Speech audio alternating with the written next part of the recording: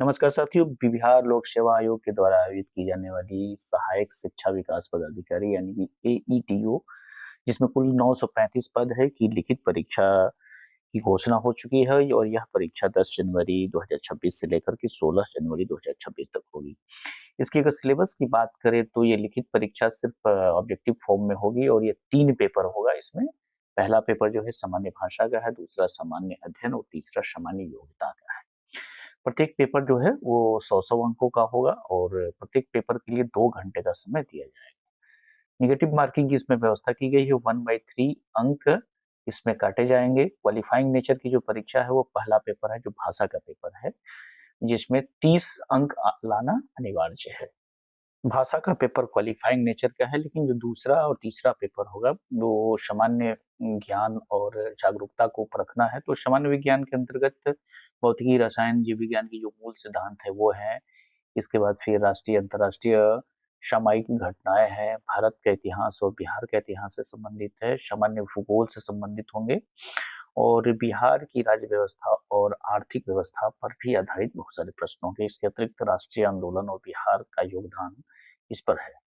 सामान्य योग्यता की जहां तक बात करें तीसरे पेपर की, तो इसमें मुख्यतः गणित और रीजनिंग को रखा गया है। गणित के अंतर्गत जो संख्या पद्धति से संबंधित प्रश्न है, पूर्ण संख्याओं का विकलन है, दशमलव भिन्न है, प्रतिशत है, अनुपात, समानुपात, औसत, ब्याज, चक्रवृद्धि तथा सामान्य ब्याज, लाभ हानि, मूलभूत जो अंकगणितीय संक्रियाएं हैं वो सारी चीजों को इसमें शामिल किया जाएगा।